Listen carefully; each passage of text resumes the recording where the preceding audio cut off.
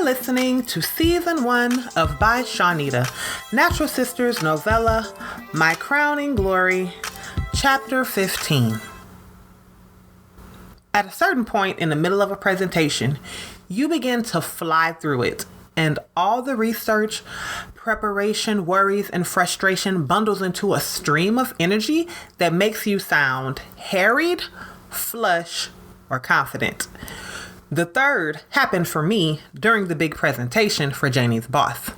Every question, any question, I was more than prepared to respond to. And when I looked up, my portion of the presentation was complete. Janie smiled so big when she took the reins of the presentation back, I swore her cheek might split in half. 17 people sat around several raised tables that looked like the private companies funding the project we'd just pitched.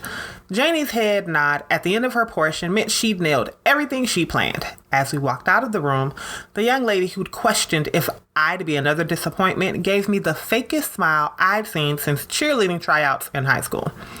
Her plastic congratulations gave me the confirmation I needed to know we nailed and buried those corporations under so much awesomeness they would beg to give us the funding for the campaign. You take a minute to get those resources and information back to the office, and I'll meet you downstairs so we can go grab a corner somewhere to debrief. Lunch is being served in another hour or two. Janie motioned toward the stairs. See you in a few. The trip to the office gave me time to calm the erratic beating of my heart. Public speaking left me exhilarated, nervous, and spent. 2 hours felt 8 hours away by the rumbling in my belly. An emergency protein bar waited in my desk. The 5 pounds I gained the first 3 weeks going from campus to desk life caused me to change my snacking habits from chocolate and caramel, the traditional way, to the Think Thin bar. As I looked at myself in the mirror on the side of my desk, I realized how wide my smile stretched related to not backing down on my decision to wear my hair in natural transition styles. Tanya told me my decision to transition with the more textured styles than straightening helped the new hair grow in healthier.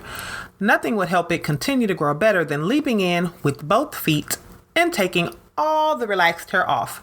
But I wasn't stressed. One of the girls on the blogs I found transitioned for 2 years from relaxed to natural. Everyone seemed to make this journey personal and productive for their lives. In the last few weeks, I'd begun to realize my crowning glory, as my godmother called it, had more to do with my choices than the result with my hair. On the way back downstairs, my breathing calmed and I enjoyed the triumph of the moment on a professional level. Based on the look from the other fellow, the tables of corporate check writers and Janie bosses, I'd sealed my open access to a job at the FHF. When I returned downstairs, I found Janie posted on a bench outside the next department's presentation, nursing a diet soda. Her ability to guzzle those things at the rate she did, with what she knew about the science behind them, baffled me. But her stomach and brain were her business, like my hair was mine. The can sailed into the trash bin next to her as I approached and sat on the opposite side. So, I have it on good authority that if you aced your presentation, which you did in the first 10 minutes, you'd have the pick of the positions will be opening at the end of your fellowships. I'd say you have a very promising future in community health advocacy. The only thing you need to do now is decide if a government career path is the one you want to follow. Research and academia are also very honorable paths in contrast to the labeling, but very lucrative options are in the corporate sector. A second diet soda materialized from the cooler sleeve she carried in her oversized handbag. You're telling me something new, Janie. I didn't even know there were options outside the FHF. Academia crossed my mind for a second, but the research departments at the schools I researched were very money-based on grant and corporate contracts cloaked as grants, which caused my stomach to turn a bit.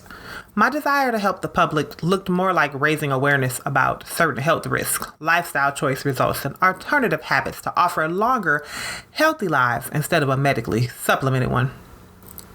You have plenty options, Anissa. Bright, ambitious, and advanced in technology. In 5 years, you could have my job. The truth is, there is no reason for you to not look at all the avenues open for you to explore. Don't restrict yourself to the low pay, long hours, and stress of a government job unless you plan on getting to DC for a greater impact and to be set up for life after retirement. Think about all those people sitting at the corporation's tables. Several of them do similar jobs to what I do, but most of them make 2 to 3 times my salary. Janie sipped from her can of soda. For the first time, I noticed the gray hair sprinkled around her temples and the front of her hairline. My godmommy said premature gray at the temples came from worry, and at the crest of the hairline from stress. Did I want to give the first half of my adult life to a position that didn't offer quick advancement, steady or any bonuses, and required long hours? The thought of academia appealed to the part of me that wanted to leave a legacy and help people coming up behind me see African Americans in leadership positions excel. Any and everyone who knew me believed I'd come on at the FHF and ride it out like my parents. Retiring from a company after 20 years felt almost as non-existent as the 40-40-40 rule had been broken between my parents and 3 generations before me. Most people were shocked to last 5 or 10 years with the company.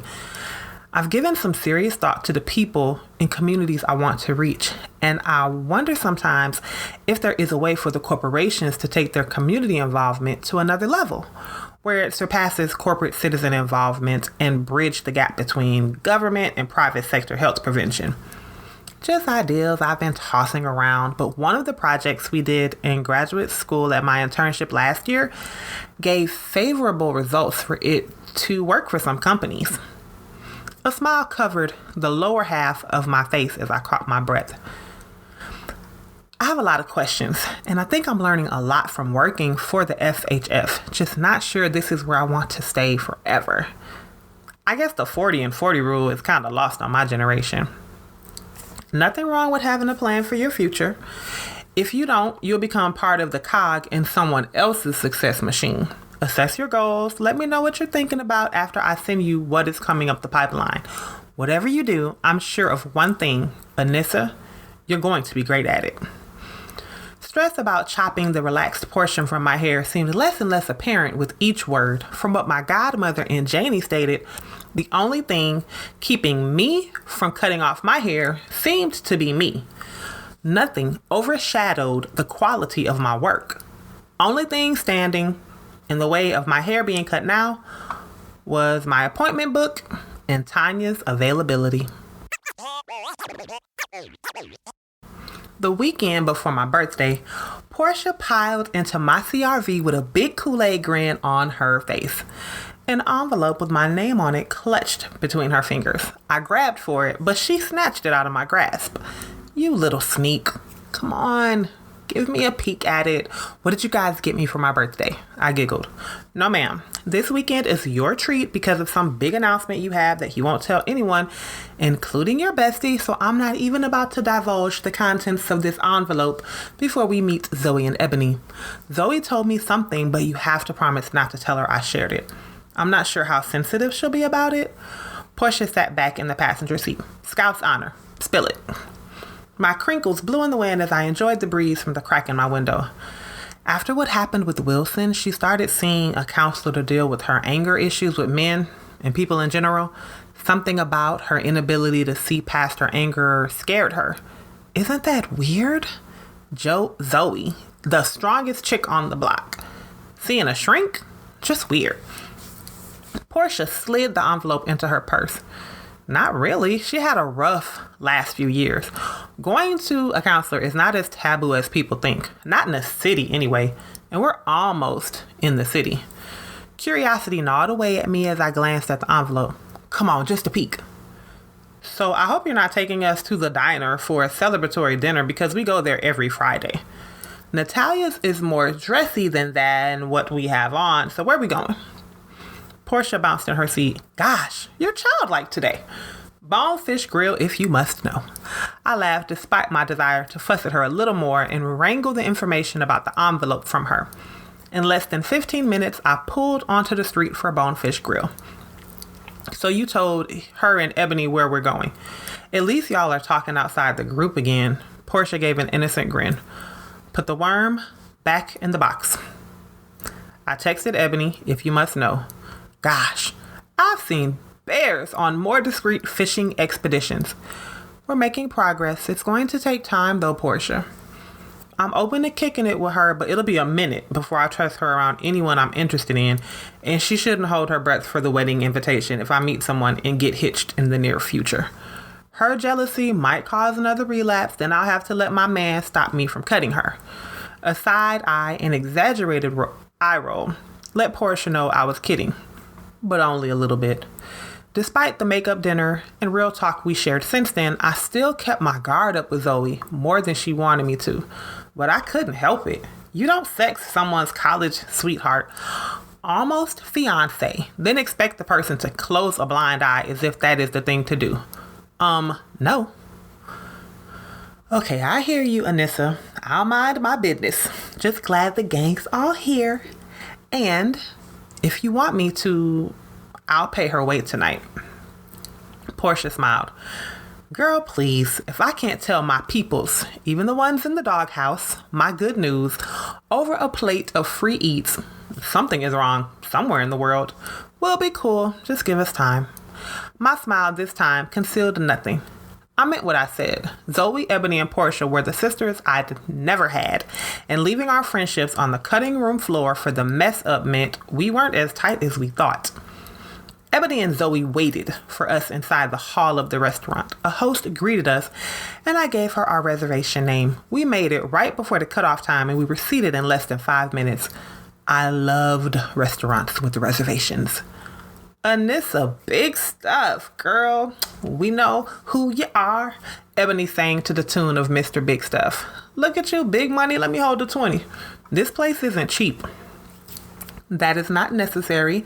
We're celebrating my job next May once my fellowship ends at the Macon FHF office.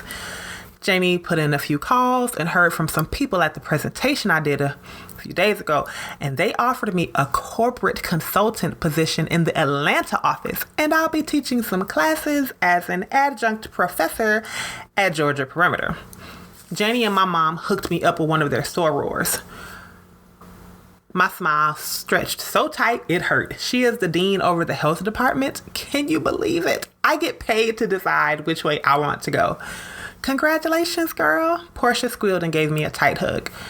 That is what I'm talking about. Make the moves, Miss Big Stuff. Ebony gave me a pound across the table.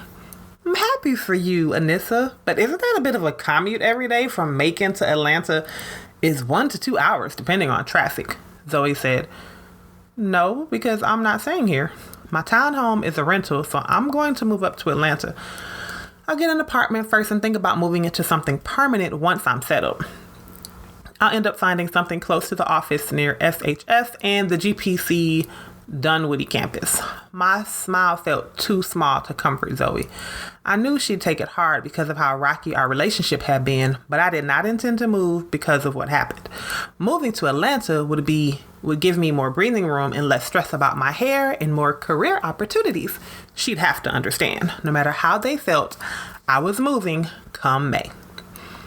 Well, I don't even know how to come behind that except to show you the receipt for me purchasing tickets for us to attend the October World Natural Hair Show next month as part of your birthday celebration.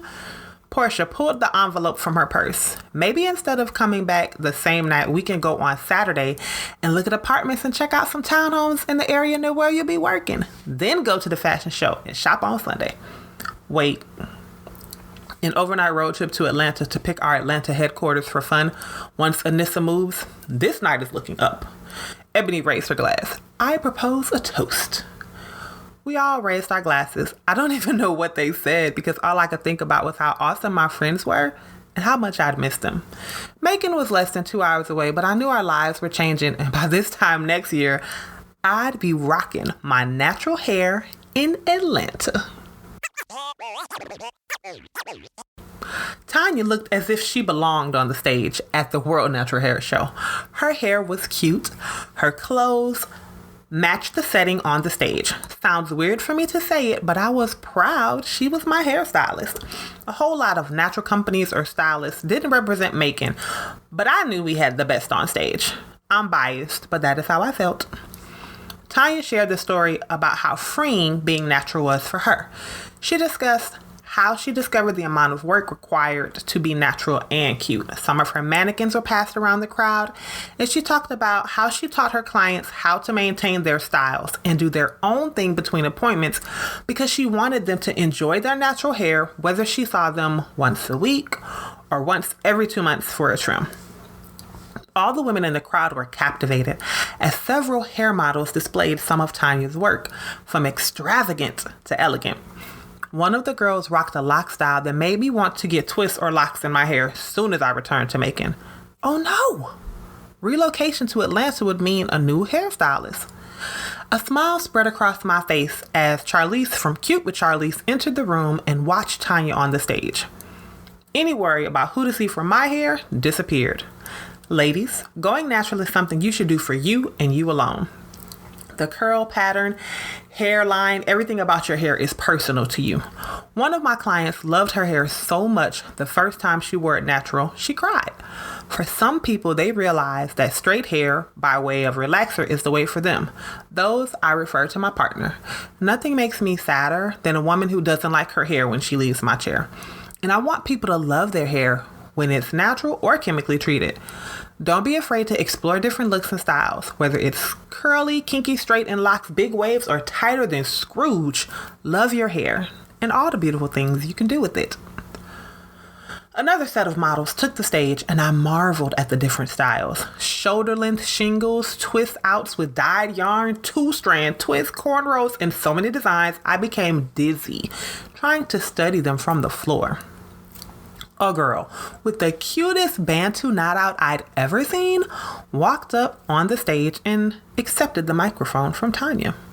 My name is Lana, and this time last year, Tanya invited an attendee on stage who felt sure they were ready to do the big chop. Over the last 12 months, I've discovered so much about myself on this natural journey. I can't thank her enough. Once everyone recovered from the shock, I realized how much I allowed other people to dictate what I loved about me. Not just my hair, but clothes, makeup, jewelry. Y'all get the picture. I can't thank Tanya enough for keeping in touch with me, helping me during the rough moments, because we all have those moments, and connecting me with my stylist in Atlanta, Charlize. Lana smiled at everyone in the audience, and it felt like her eyes locked with mine. It changed my life so much. I asked her if I could come and tell everyone my experience and extend the invitation to the brave soul in the audience ready to take the next step in their natural journey. Before I lost my nerve or realized what I was doing, my feet were on the platform. Tanya laughed and shook her head. You sure grad school? Cutting off relaxer is permanent. Well, it takes a while for it to grow out. Yeah, I know, but I'm ready. This is the day. It's been over 6 months, and I know you'll do it right. Don't forget, I want to donate it. Excitement filled me from head to toe. A hush fell over the crowd as everyone prepared to share this moment with me. Tanya draped the cape over my shoulders, and I smiled. I felt her take my flat twist down. She wet my hair. I felt the comb, but couldn't really tell what else was being done. I heard the scissors. Snip, snip, snip, snip, snip, snip. A bag of hair passed to Lana. Huge bag full of my hair. Zoe gasped as hair began to fall in small tufts to the ground. She smiled. Tears streamed down Portia's face. Not one person moved as Tanya clipped closer and closer together.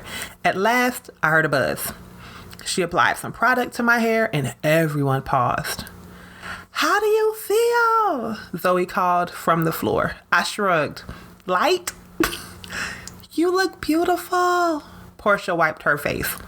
Tanya handed me a handheld mirror and stepped back. My hand touched the still damp curls, and a smile bigger than I knew possible sat on my face.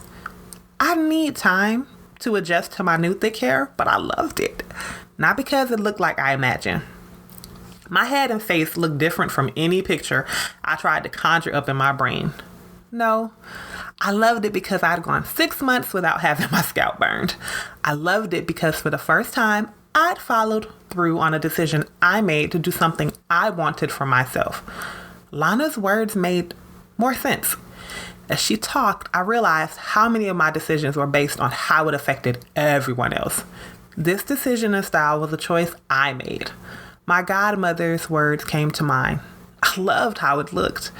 On a stage in front of hundreds, maybe even 1,000 women, I discovered more than a new hairstyle. I saw my crowning glory. I hope you enjoyed my crowning glory, written and read by me, Shawneda. I want to thank everybody who stuck with me through this, especially when I had to finish my own time in grad school and wasn't able to start recording the new episodes as soon as I wanted. Please be sure to check out the bonus episode for this season, season 1, available next, to hear about the special miniseries, Real First Wives of Metropolis, the prequel for a new series of novels I'm releasing this October. Thanks again for joining me this season, and I hope you enjoyed my crowning glory.